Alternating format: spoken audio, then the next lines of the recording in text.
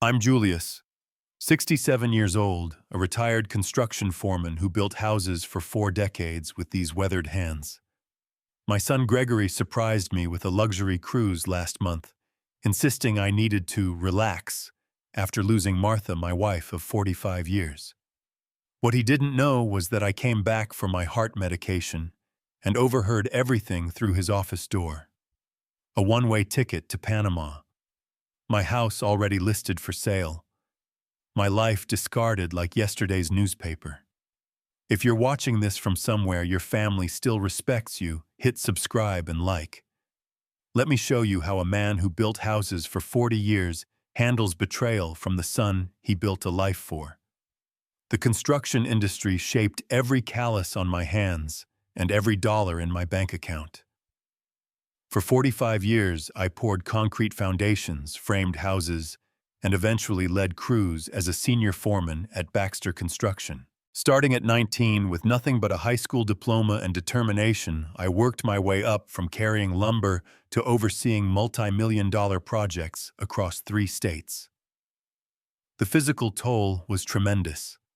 2 herniated discs, a reconstructed shoulder, and knees that forecast rain better than any meteorologist. But I never complained. Not once. All that sacrifice was for my family. Martha and I married young. She was 18, a waitress at the diner near my first job site. I was 20, already working 60-hour weeks. We built our life brick by brick, starting in a 1-bedroom apartment with second-hand furniture. Our son Gregory arrived 2 years later, transforming our world completely. Martha quit her job to raise him, meaning I needed to work even harder. Double shifts became the norm, not the exception. When Gregory showed academic promise, we decided college was non-negotiable. His teachers said he had potential for business or finance talents that mystified me with my blue-collar background. Those college years nearly broke us financially. I moonlighted as a security guard on weekends, sometimes working 20-hour stretches. Martha took part-time bookkeeping work. We remortgaged our house. But watching Gregory graduate with his business degree, seeing him in that cap and gown made every sacrifice worthwhile. "That's my boy," I told everyone at his graduation party. "First Thomas to finish college. He's going places I never could." Gregory did go places. After starting at an investment firm, he quickly rose to become a financial advisor with his own client list. He married Amanda, a marketing executive, and they had 2 beautiful children, Lily and Thomas. Their life looked perfect from the outside. The sprawling house in the suburbs, private schools for the kids, luxury cars in the driveway. I was proud even if I didn't understand their world of investments, portfolios, and business lunches. Our weekly Sunday dinners kept us connected as a family. Martha always cooked too much food even after the kids grew up. "Family needs feeding," she'd say, sending Gregory and Amanda home with containers of leftovers despite their protests about carbs and calories. Those dinners were the highlight of my week. Simple pleasures. Family gathered around food. Exactly what I had worked all my life to create. Everything changed when Martha was diagnosed with aggressive pancreatic cancer 5 years ago. The disease moved quickly, ravaging her body, despite every treatment modern medicine offered. I stepped back from work to care for her full-time. Those final months taught me what real work is. The endless doctor appointments, administering medications, the gentle bathing when she became too weak to shower herself. Through it all, Martha never lost her spirit. "Julius," she told me one night near the end, her voice barely above a whisper, "promise me you'll live fully when I'm gone. Don't waste time grieving what we had. Celebrate it by continuing to live." I promised her, of course. What else could I do but, after 45 years together, living without Martha felt like trying to breathe underwater. The house echoed with emptiness. I found myself talking to her photograph, setting 2 places at dinner before catching myself. Gregory and Amanda stepped up immediately after the funeral, bringing meals, helping with paperwork, checking in regularly. I was grateful, truly, but something felt off about their sudden, intense interest in my financial situation. "Dad, we should go through your accounts," Gregory suggested 3 months after Martha passed. "Make sure everything's in order. I can help you organize your retirement funds." Being financially savvy wasn't my strong suit. Martha had handled our household finances, making my paycheck stretch miraculously. I agreed to Gregory's help signing the paperwork he presented to give him limited access to my accounts. "Just to help you transition," he assured me. 6 months after Martha's death, Gregory first mentioned selling my house. "It's too big for just you, Dad. All those stairs can't be good for your knees. Plus the maintenance costs are eating into your retirement." The suggestion hit me wrong. This was the house where Martha and I had lived for 38 years. The house where we raised Gregory. The house where Martha took her last breath in our bedroom holding my hand. Every corner held memories. The kitchen door frame still had Gregory's height marks from childhood. The backyard oak tree shaded the bench where Martha and I had our morning coffee. Selling felt like betrayal. "I'm not ready," I told him firmly. "This is my home." Gregory backed off temporarily, but the suggestions continued, becoming more frequent and insistent. Amanda joined in, showing me brochures for retirement communities. "These places handle everything for you, Julius. No more yard work or repairs. Built-in social activities. It makes so much sense." Maybe I was being stubborn. Maybe they were right that a 70-year-old widower shouldn't rattle around a 4-bedroom house alone. But something in their persistence made me uncomfortable. The house was paid off, my one significant asset after a lifetime of work. I owned it free and clear, the culmination of 40 years of mortgage payments. Then came the cruise surprise. During a Sunday dinner at their house, Gregory presented me with a gift-wrapped box containing cruise documents. "You need this, Dad," he said, Amanda nodding enthusiastically beside him. 2 weeks of sunshine, relaxation, and no responsibilities. The ship stops in Mexico, Costa Rica, and ends in Panama. They have activities for seniors, gourmet food, everything. "Panama?" I questioned. "That's one way."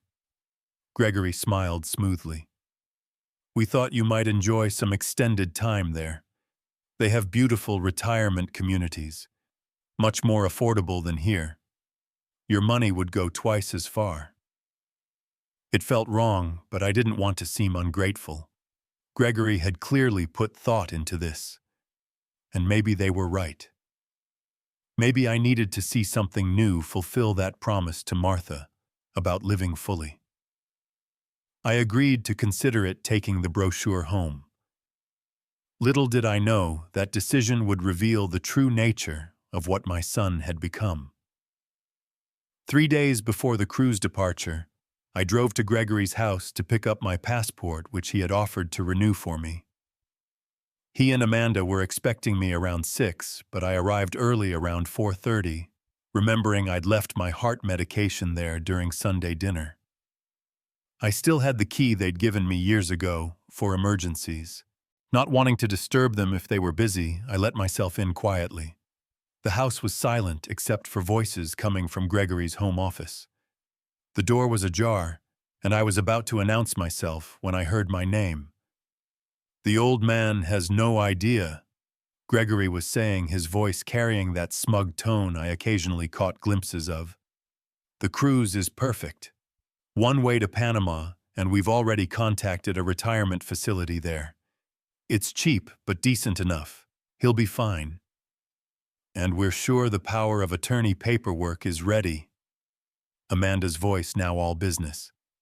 "We need him to sign everything before he leaves. Frank at the office prepared everything. Dad trusts me completely with his finances now. He'll sign without even reading it. After that, we can list the house immediately." My heart turned to stone in my chest. I stood frozen, one hand on the wall to steady myself. "We already listed it," Amanda corrected him. "The realtor said we can easily get 400,000 in this market. Even after paying off the Panama place, that leaves us plenty for the kitchen renovation and Lily's college fund." "The old man worked construction his whole life," Gregory chuckled. "Ironic that he's finally being useful by giving us his house." "What if he refuses to stay in Panama?" Amanda asked. "Where would he go? His return ticket doesn't exist. All his funds will be under our control. The facility knows the situation. They deal with this all the time. American families finding affordable care for elderly relatives." Affordable care. The euphemism hung in the air like a foul odor. "He's declining anyway," Gregory continued. "Talking to Mom's photos, sometimes forgetting to shower. It's better this way. More dignified than watching him deteriorate." "Your dad is still pretty sharp." Amanda sounded slightly concerned. "Are you sure he won't figure it out?" "Dad trusts me completely. Construction guys like him, they're simple, straightforward. He believes family comes first because that's all he knows. He has no idea how the real world works." Their laughter felt like knives between my ribs. Every word stripped away 42 years of love, sacrifice, and trust. This was my son, the boy I had carried on my shoulders, the teenager whose broken arm I'd held all the way to the emergency room, the young man whose college education cost me years of overtime and a second mortgage. I backed away silently, decades of moving carefully on construction sites, making my retreat soundless. In my truck parked down the street, I finally allowed myself to feel the full impact of what I'd heard. My hands shook against the steering wheel. Tears burned my eyes but didn't fall. A strange calm descended over me, the kind I used to feel when facing a project catastrophe on site. Problems required solutions, not emotions. "All right, darling," I whispered to myself, thinking of Martha and what she would advise. "We'll do it your way. But you're going to regret this 3 times over." I drove home formulating a plan. Gregory and Amanda expected a simple, trusting old construction worker. They'd discover I was anything but simple. I'd spent 40 years solving complex problems with limited resources. This was just another project with higher stakes than any building I'd ever constructed. 2 hours later, I returned to their house at the expected time, plastering a smile on my face that never reached my eyes. I accepted my passport with thanks. I asked innocent questions about the cruise. I mentioned how excited I was for the trip. Not once did my voice betray the Arctic fury building inside me. "Are you sure you'll be okay traveling alone, Dad?" Gregory asked, concern dripping from his voice like toxic waste. "Your old man still has some adventure left in him," I replied, patting his shoulder with a hand that wanted to close into a fist. "Besides, you've taken care of everything so beautifully. What could possibly go wrong?" The next morning began my strategic preparation. First, I needed information. I spent hours researching Panama and the specific retirement facility mentioned in their conversation. The Sunrise Haven retirement community appeared decent enough in carefully staged website photos, but digging deeper through review sites and expatriate forums revealed the truth. It was essentially a warehouse for unwanted elderly relatives, understaffed with reports of neglect, medication errors, and extortionate additional fees once residents were established. Several reviews mentioned residents being unable to leave due to confiscated passports and controlled finances. This wasn't just abandonment, it was imprisonment. My next step was securing legal protection. I called Frank Williams, my attorney for 30 years, the man who had helped Martha and me with our Will's house purchase and various legal matters throughout our lives. Not Gregory's Frank from the office. The real deal. "I need to see you immediately," I told him. Today, it's an emergency. 3 hours later, I sat in Frank's wood-paneled office laying out everything I had discovered. His face grew progressively darker as I spoke, bushy eyebrows drawing together in thunderous anger. This is elder abuse, Julius. Criminal activity. We can go to the police right now. I shook my head. No police, not yet. Gregory is still my son. I want justice, not revenge, but I need protection. Frank nodded slowly, understanding my position. We spent the afternoon executing a series of legal countermeasures. First, immediate revocation of Gregory's limited financial access. Second, creation of a new will, with specific conditions and contingencies. Third, documentation of all recent financial activities and conversations. Fourth, powers of attorney granted to Frank himself with explicit limitations. What about the cruise? Frank asked. You're not seriously considering going? I am, I replied. But not as their victim, as an investigator. I need to see this facility myself, document it, understand exactly what they had planned, and maybe help others trapped there. Frank looked skeptical but nodded. I'm setting up an emergency fund for you. Separate credit card. New phone they don't know about. Daily check-in protocol. If I don't hear from you for 24 hours, I'm contacting authorities in Panama. That evening, I called my old construction crew foreman, Tony Diaz, who had worked under me for 20 years before taking over when I retired. I need some discreet help, I explained, outlining the situation. Tony's response was immediate. Those ungrateful little... Sorry, Julius. Just tell me what you need. The crew's behind you 100%. Information to start. Gregory's business dealings. Amanda's activities. Anything that might give me leverage. Consider it done. We've got guys whose kids work in those financial firms. People talk. We'll find out. The next step was hardest. I needed to secure my home. If they already had a realtor involved, they might have access. I called a locksmith and had all the locks changed. Then I contacted my neighbor, Bill Johnson, a retired police officer. Bill, I need a favor, I said, explaining the situation over his kitchen table. Keep an eye on my place while I'm gone. Anyone tries to enter who isn't me, call this number. I handed him Frank's business card. Jesus, Julius, your own son. Bill shook his head in disgust. Martha would be heartbroken. Martha isn't here, I replied, and that's part of why they think they can do this. The final preparation was emotional. That night alone in my house, I went through old photo albums.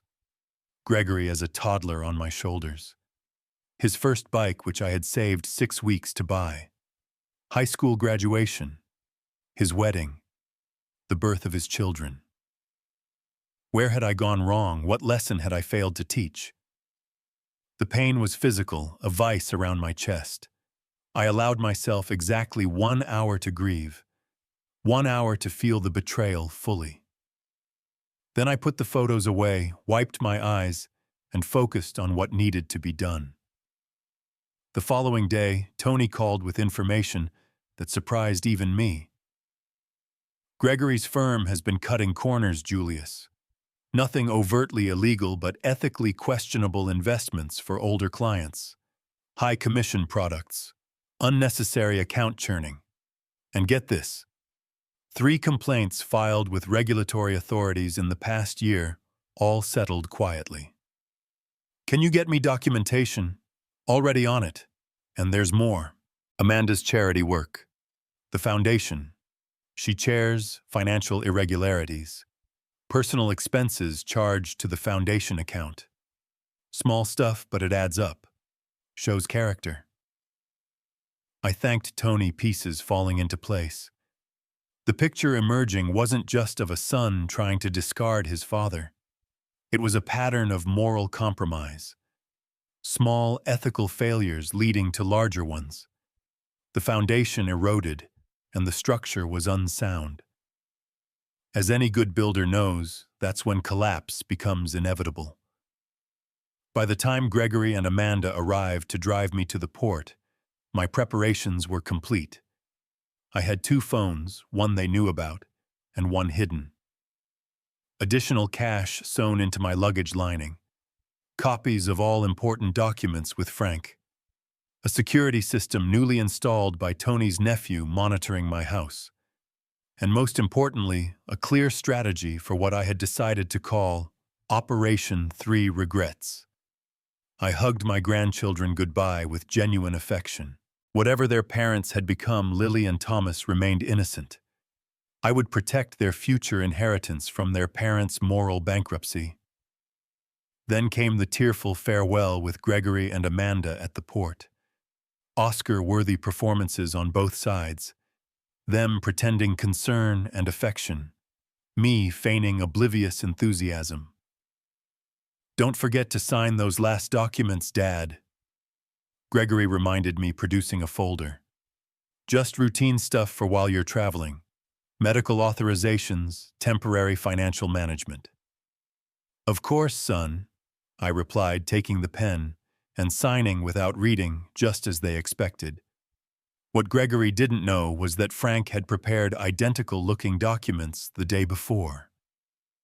The folder had been briefly switched when Amanda was distracted by a port announcement. What I signed were decoy papers with no legal standing. The pen I used, provided by me, not them, contained ink that would fade within 24 hours. As the ship pulled away, I stood at the railing, waving. Gregory and Amanda grew smaller, 2 figures diminishing not just with distance, but in my heart. The betrayal still hurt a physical ache beneath my ribs, but now purpose replaced pain. I wasn't just a victim sailing toward imprisonment. I was a man with a plan, heading into battle with strategy and resources. The ship's horn sounded deep and resonant like a call to arms. The fight for my dignity, my home, and perhaps my very freedom had begun.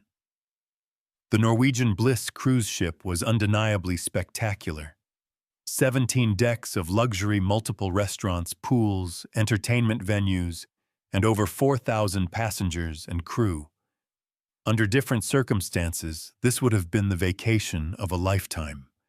Even now, with betrayal fresh in my heart, I could appreciate the magnificent engineering and design. Old construction habits die hard. My stateroom was comfortable with a private balcony overlooking the ocean. Gregory had booked me into a single occupancy suite, surprisingly generous for someone planning my permanent exile. Perhaps appearances mattered until the very end. Or maybe easing his conscience required this final luxury before consigning me to a facility that, based on my research, had shared bathrooms and 4 residents per room. The first evening, I did what decades of construction site management had taught me. I familiarized myself with the territory and began forming strategic connections. The cruise director's welcome reception provided the perfect opportunity. Dressed in my best suit, Martha's favorite blue tie around my neck for courage, I circulated among the other passengers, focusing on solo travelers around my age. "First time cruising alone?" asked a distinguished-looking gentleman at the cocktail reception. His silver hair was immaculately styled, contrasting with my practical crew cut. "First time cruising at all," I admitted. "My son arranged everything. I'm Julius Thomas." "Harold Winters," he replied, shaking my hand firmly. "Retired judge from Boston. 12th cruise for me. Widower 3 years now." A judge. Potentially useful. I made a mental note to cultivate this connection. "Sorry about your wife," Harold continued. "Recent. 8 months. Cancer." Harold nodded sympathetically. "Gets easier. Not better, but easier. Are you doing the full journey to Panama?" This was my opening. "Actually, I'm a bit concerned about that. My son arranged everything, but I'm unclear about the return arrangements." Harold frowned slightly. One-way cruise that's unusual unless you're relocating or continuing travel elsewhere. Supposedly, I'm staying at a retirement facility for a while. Sunrise Haven. Know anything about it? His expression darkened immediately. Unfortunately, yes. My daughter is an immigration attorney. She's had 3 clients with family members essentially stranded there. Not a place you want to end up, Julius. My suspicions confirmed by an independent source. I took a deep breath. Would your daughter have contacts in Panama who could help someone in such a situation? Harold studied me carefully, decades of judicial assessment evident in his gaze. Julius, are you in trouble? Something about his direct question and concerned expression broke through my careful composure. In a quiet corner of the reception room, I told Harold the truth. All of it. The overheard conversation, the planned abandonment, my countermeasures so far. When I finished, Harold's face showed the righteous anger of a man who had spent his life upholding justice. You're not the first, sadly.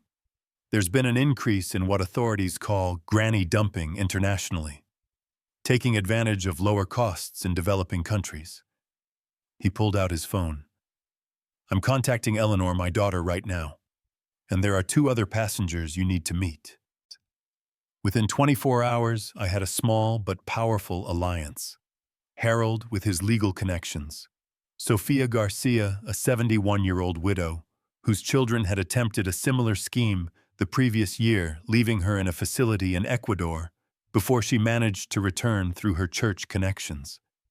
And Marcus Jefferson, a former police detective traveling to Panama to investigate retirement options legitimately. Your son made one critical mistake, Marcus explained during our breakfast meeting the second day. He's assuming isolation will keep you powerless. But you're not alone, Julius. Not anymore. That afternoon, I made my scheduled call to Gregory using the phone he knew about. Dad. How's the cruise? You're having fun?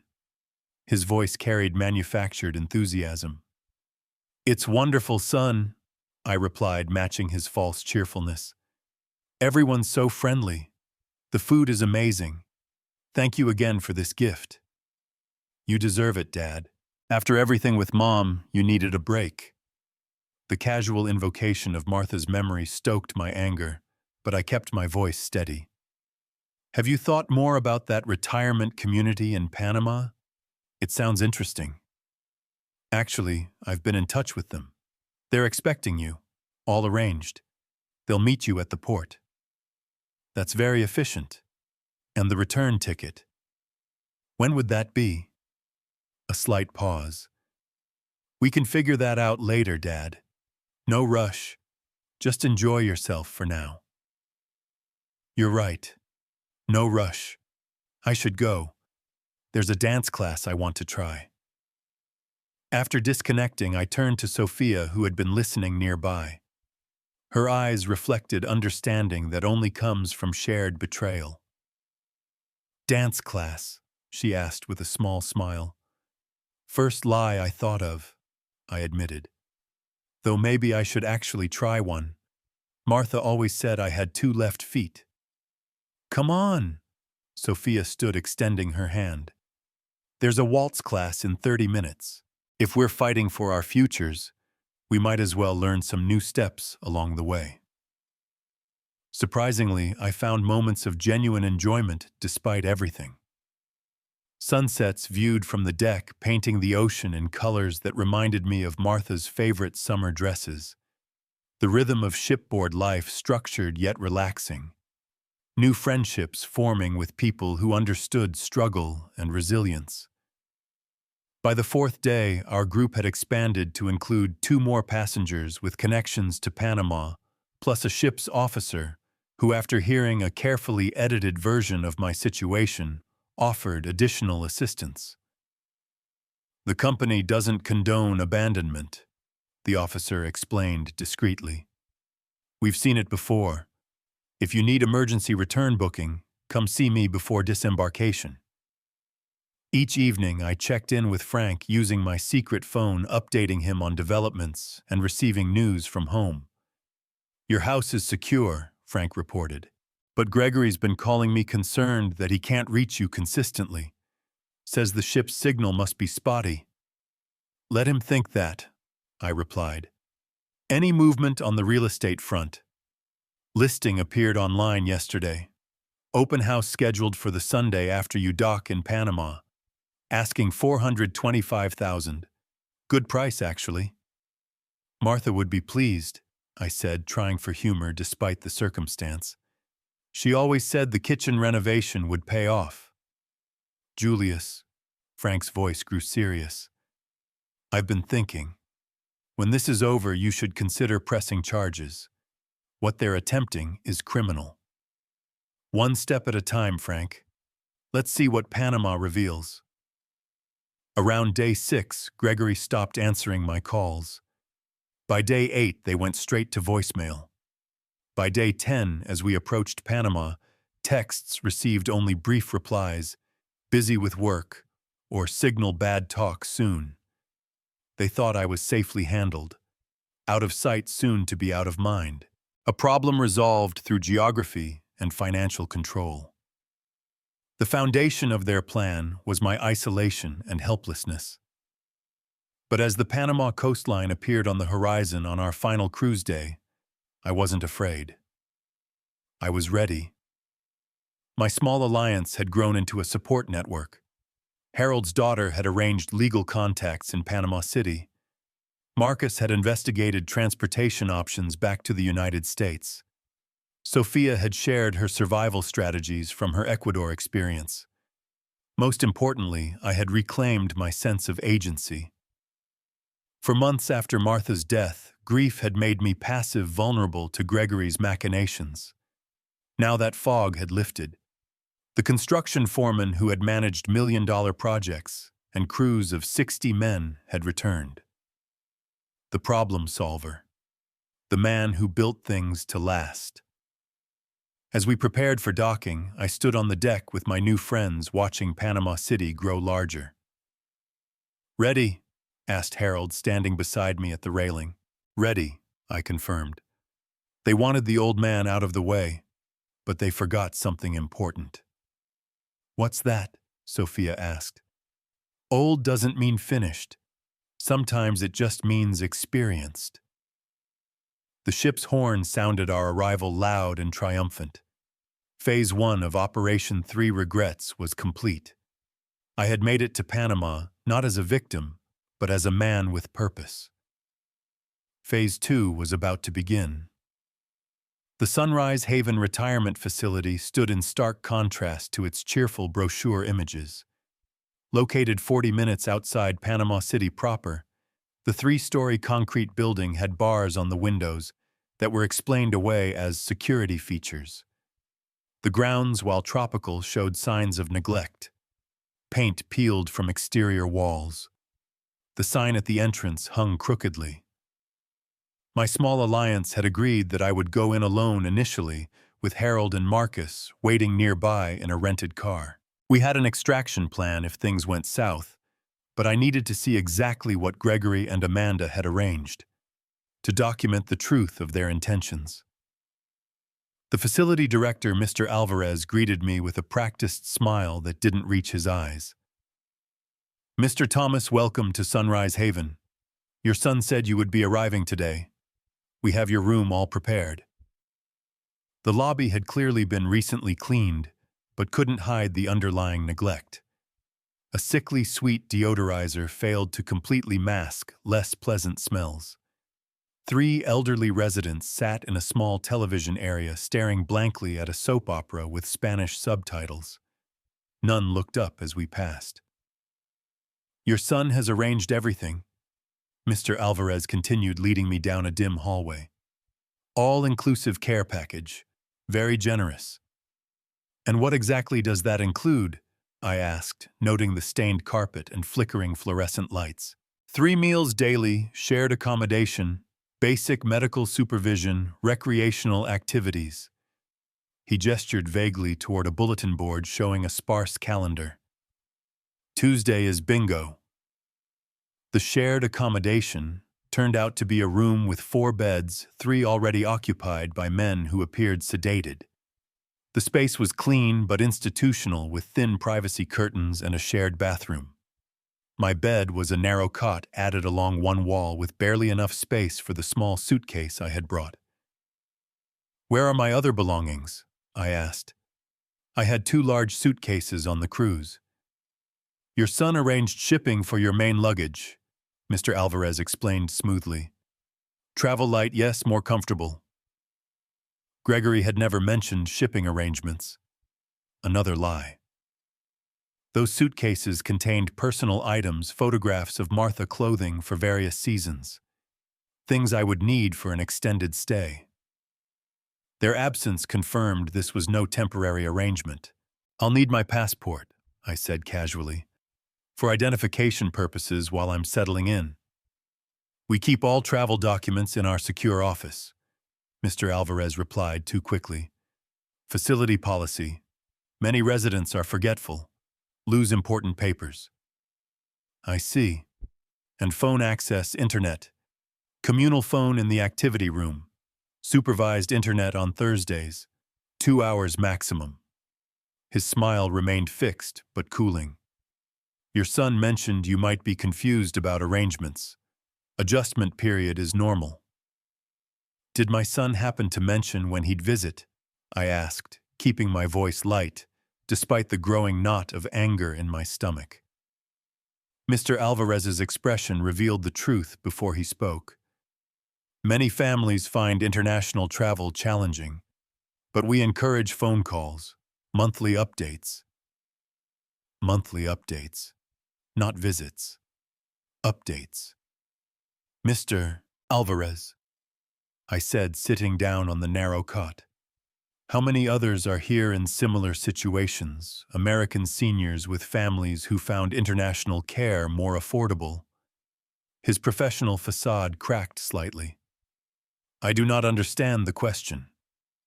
"I think you do. How many residents were sent here on one-way tickets with no real plan for their return?" Alvarez glanced toward the door, lowering his voice. "Mr. Thomas Sunrise Haven provides a valuable service. Cost of care in the United States is prohibitive for many families. Here your son can provide for you at 1/4 the cost." "That doesn't answer my question."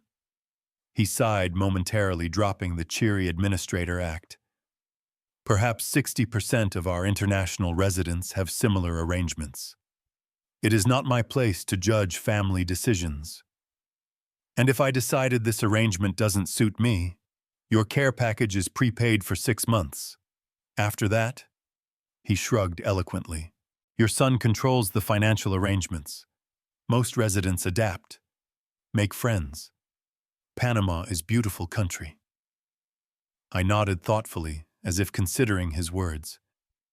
"I'd like to rest now. The cruise was tiring." "Of course. Dinner is at 5:30. Mandatory attendance for new residents. Orientation procedures." After he left, I took stock of my surroundings. The roommates remained unresponsive, likely sedated as part of their care package. The window overlooked a concrete courtyard. The door had no internal lock. A plastic pitcher of water sat on a shared nightstand, no glasses visible. I waited 15 minutes to ensure Alvarez had moved on, then retrieved my hidden phone from a special pocket sewn inside my jacket. Harold answered on the first ring. "I'm in. It's exactly what we suspected. Glorified detention center." "Are you safe?" Harold's voice carried judicial authority even through the phone. "For now. But they've already mentioned keeping my passport. Communal phone with supervision. Limited internet access. This is a prison with bingo. We're parked 2 blocks east. Blue rental sedan. Can you get out?" "Not immediately. I need to document everything first. And there are others here in the same situation. We can't just rescue me and leave them." I spent the next 3 hours carefully photographing the facility, while pretending to be a confused new resident, exploring his surroundings. The dining hall, with its institutional plastic trays. The medication room, where a single attendant prepared dozens of pill cups with minimal supervision. The dreary recreation room, where three elderly women played cards with a tattered deck. Most disturbing were the residents themselves. Some appeared well enough, if resigned. Others showed signs of overmedication. A few made furtive eye contact recognition of shared circumstances passing between us without words. During dinner, a bland affair of rice and unidentifiable meat stew, I struck up conversation with my table mates. Walter, a 78-year-old former accountant from Chicago. Diane, a 73-year-old retired librarian from Seattle. Both had similar stories. Adult children promising temporary arrangements that became permanent. Financial control transferred before they understood the implications. Passports stored for safekeeping that never reappeared. My daughter visits yearly. Diane offered the only positive note. Christmas week brings me chocolate and new books. My son stopped coming after the first year, Walter countered. 5 years now. Still sends birthday cards. 5 years. The weight of that abandonment hung in the air between us. How many would leave if they could? I asked quietly. Most, Diane answered immediately. But where would we go, how our homes are sold, finances controlled? Even if we managed to return to the States, we'd be homeless. After dinner during the mandatory orientation session, I slipped away to call Frank with a comprehensive update. Then Harold to initiate the next phase of our plan. I've contacted the American Embassy, Harold informed me. My daughter's colleague there is interested in the situation. Apparently they've had complaints, but no first-hand documentation. I've got plenty now, I confirmed. Photos, video testimony from other residents. This goes beyond my situation. It's systematic elder abandonment. The local newspaper Contact is interested too. Elder abandonment tourism has international appeal as a story. Good. I'll gather more evidence tomorrow, then implement extraction. Tell Marcus to be ready with the car at 11. There's a staff shift change, then minimal supervision in the main hall. That night, sleeping on the narrow cot with the sounds of my sedated roommate's labored breathing, I thought about Gregory. My son. The boy I had taught to ride a bike, to throw a baseball, to drive a car. The young man whose college graduation had filled me with more pride than any building I'd ever constructed. Now, the architect of my imprisonment. Martha would be devastated. Perhaps it was mercy she hadn't lived to see this betrayal. But in her absence, I had to be strong enough for both of us. To seek justice not just for myself, but for Walter, Diane, and dozens of others warehoused here by families who found them inconvenient. Morning brought a watery coffee and dry toast breakfast, followed by a mandatory health check, where my blood pressure was taken by an aide who barely looked at the reading before noting it on a chart. I used this time to identify remaining areas of the facility I needed to document, particularly the administrative office where residents' documents were kept. By 10:30, I had compiled comprehensive evidence and made contact with 6 more residents in similar situations. I provided them with Harold's daughter's contact information, promising assistance once I was back in the United States. Not everyone wanted help. Some, like Walter, had accepted their fate, finding a certain peace in lowered expectations. Others burned with the same determination that fueled me. At precisely 11, I walked calmly toward the main entrance, a small bag carrying my essential belongings.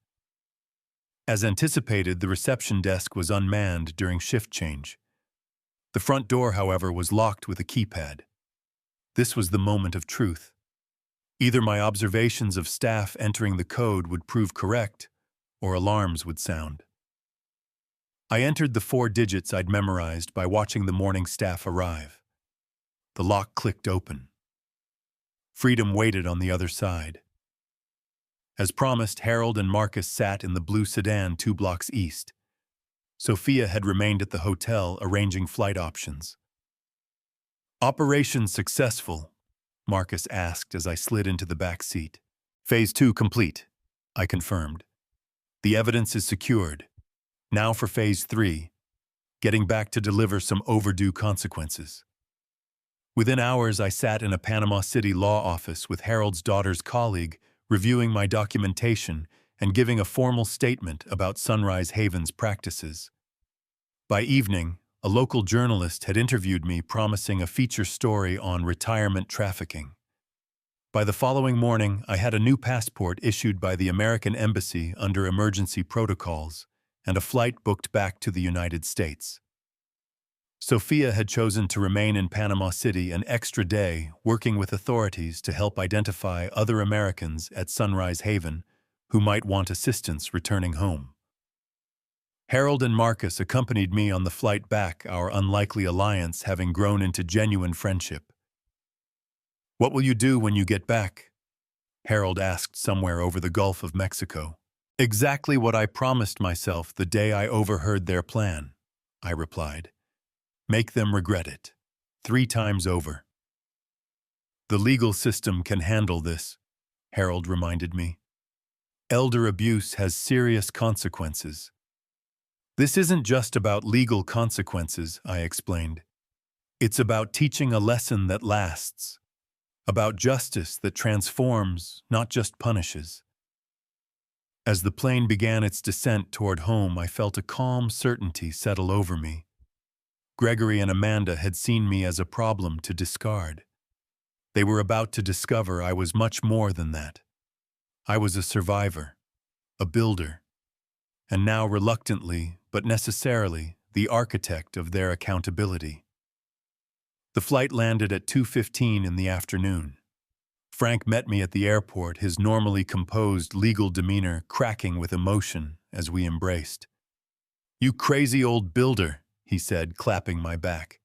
"Taking on international elder trafficking. Martha would be proud and terrified simultaneously." "What's the latest?" I asked as we walked to his car. "Gregory has called my office daily, increasingly agitated that he can't reach you in Panama. The real estate agent has scheduled an open house for your property this Sunday, 2 days from now." "Perfect timing," I nodded. "And my countermeasures?" "All in place. The documentation you sent from Panama has been added to our file. Tony and his crew have been gathering additional information on Gregory's business practices, and I've prepared the legal notifications as instructed." "Excellent. Then we're ready for Phase 3, the threefold reckoning." My plan for justice was structured like any good construction project. 3 distinct phases with clear objectives, precise timing, and quality materials. I wasn't interested in vengeance or punishment for its own sake. I wanted transformation, understanding, real change. The first element of my threefold plan was financial justice. Gregory and Amanda had targeted my house and assets. They would learn that ill-gotten gains come with unexpected costs. Sunday morning dawned bright and clear. According to the online listing Frank had shown me, the open house at my property was scheduled from 1 to 4 p.m. I arrived at 12:30, parking down the street in Tony's truck, borrowed for the occasion. The real estate agent, a woman in her 30s with an aggressive smile, arrived early to place signs and prepare the property. She used a lockbox to access my home, now temporarily violated by her presence and intentions. At exactly 1:15, when 3 sets of potential buyers were wandering through my living room, I walked up the front path and entered my own home. Dressed in pressed slacks and a button-down shirt Martha had given me 2 Christmases ago, I looked like any other interested buyer. I moved through the rooms quietly, listening to the agent's pitch about motivated sellers and recently renovated by the original owner. In the kitchen, where Martha and I had shared thousands of meals, the agent was highlighting the granite countertops I had installed myself. The craftsmanship throughout is exceptional, she was telling a young couple. You don't see this quality in newer construction. Thank you, I said, stepping forward with a smile. I took great pride in those renovations. The agent turned professional smile in place. Oh, are you a contractor yourself? No, I replied pleasantly. I'm Julius Thomas, the homeowner. Her face went through a remarkable transformation. Confusion, recognition, horror.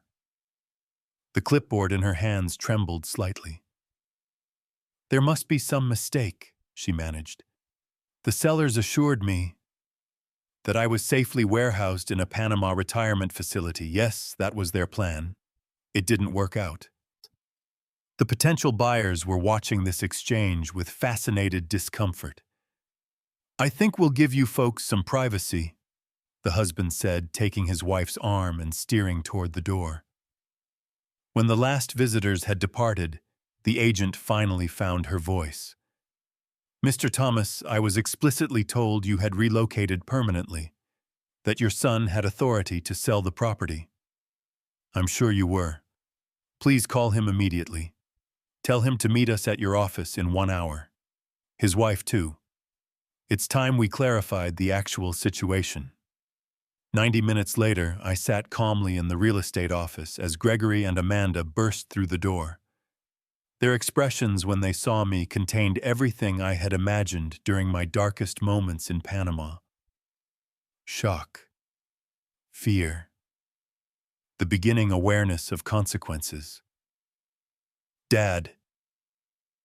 Gregory recovered first, stepping forward with outstretched arms. Thank God we've been so worried. The facility in Panama said you disappeared. We thought something terrible had happened. I remained seated, making no move to embrace him.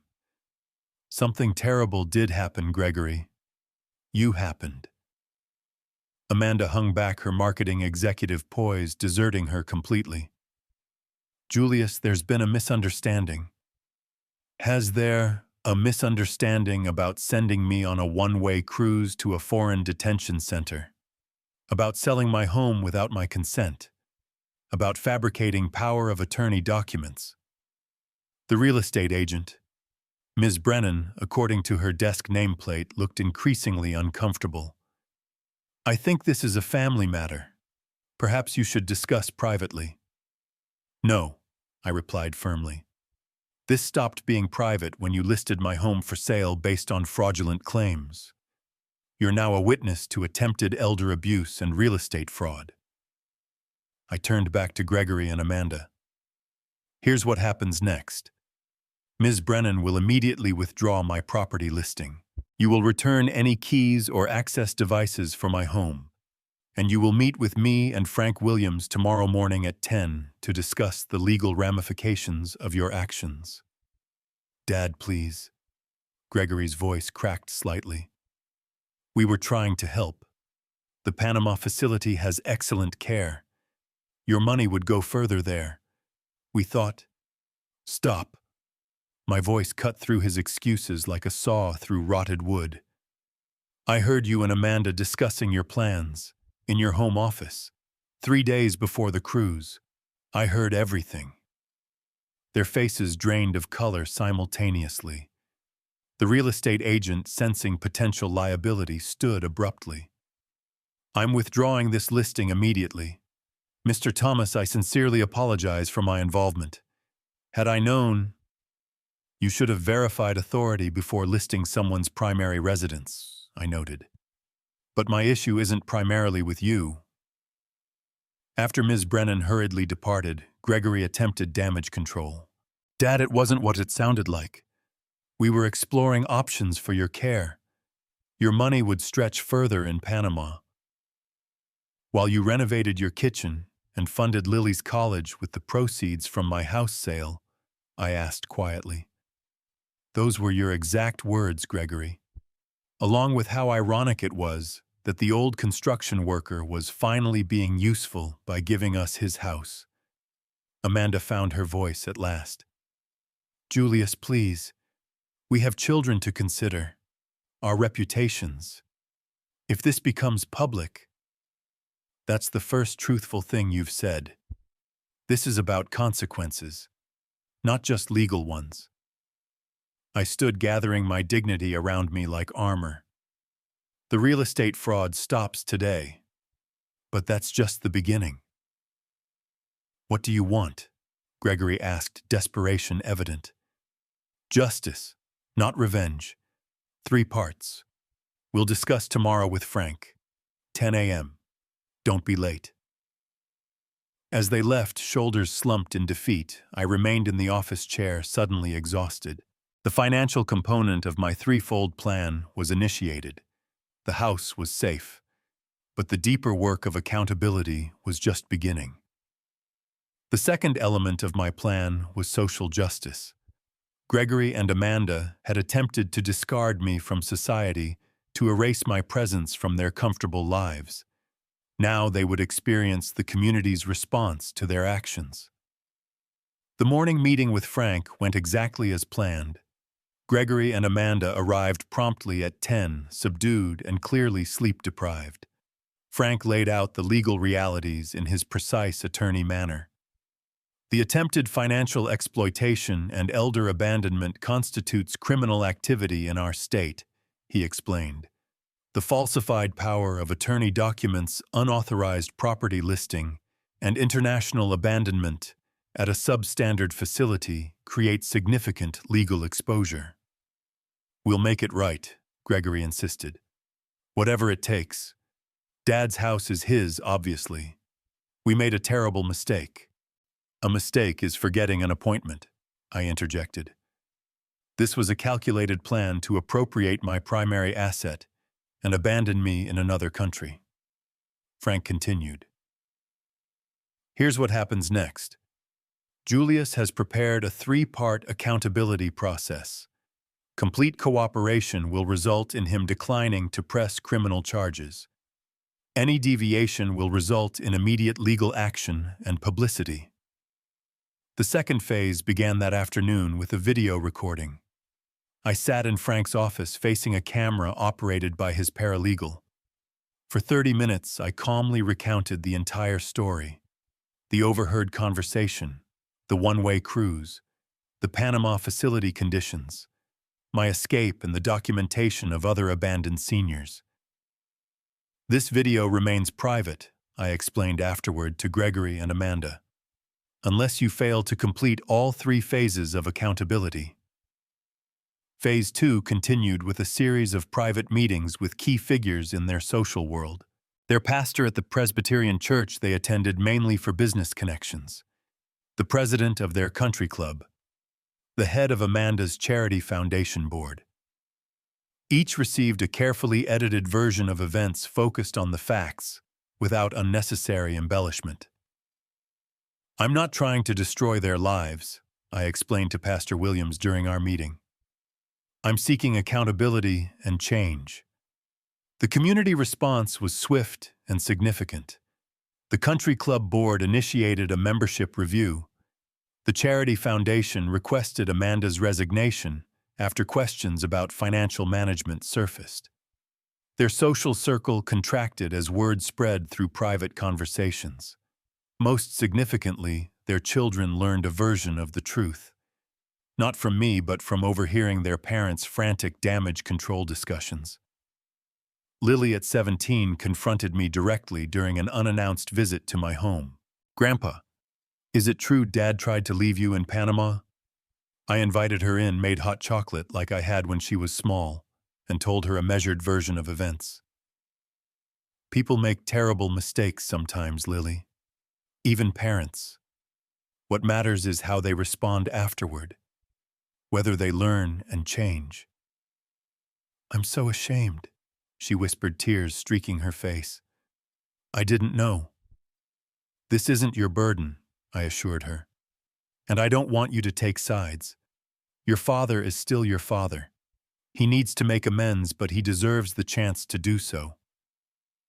The third and most important element of my threefold plan was emotional justice. This wasn't about punishment, but transformation. Real change requires understanding the harm caused and making genuine amends. I arranged a series of family therapy sessions with Dr. Eleanor Sandoval, a specialist in elder abuse recovery and family reconciliation. The first session was predictably difficult. Gregory alternated between defensive justification and tearful apologies. Amanda remained mostly silent, her marketing expertise failing her in this arena where authenticity was required. Julius Dr. Sandoval asked during our second session, "What do you need from Gregory and Amanda to begin healing this relationship?" "Understanding," I replied. "Not just apologies. I need them to truly comprehend what they attempted to do, the harm they intended, and most importantly, why they believed it was acceptable." Over subsequent weeks, painful truths emerged. Gregory's resentment over his blue-collar upbringing, his embarrassment about my construction background when meeting his wealthy clients, Amanda's concern about appearance if I declined cognitively and required care near their prestigious neighborhood. During our fifth session, Gregory finally broke through to genuine remorse. "I convinced myself it was about giving you proper care," he admitted, voice ragged. "But it wasn't. It was about convenience, about money, about appearances. I betrayed everything you and Mom taught me about family and integrity." His recognition didn't immediately heal the wound, but it allowed the beginning of scar tissue to form. The consequences continued to unfold naturally. Amanda filed for separation 3 months later, unwilling to weather the social and financial aftermath of their failed scheme. Gregory's financial practice suffered as clients quietly moved their accounts elsewhere. The renovated kitchen and Lily's college fund disappeared with their diminished income. The final aspect of emotional justice came through my revised will, which Gregory learned about during a private meeting with Frank and me. "Your inheritance now consists of exactly one item," I informed him. "The precise cost of the one-way cruise to Panama, adjusted for inflation upon my death. Nothing more." His face registered the poetic justice of this arrangement.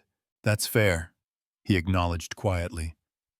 "Lily and Thomas will receive their portions directly in educational trusts you cannot access. The remainder goes to a foundation being established to help repatriate abandoned American seniors from overseas facilities." "Is there any way back from this, Dad?" Gregory asked the question, containing layers of meaning beyond the financial. "That depends on you," I replied. "Trust is like the houses I built. Once the foundation is compromised, rebuilding requires extraordinary effort and completely new materials. It can be done, but it's never the same structure again." 6 months after my return from Panama, life had found a new pattern.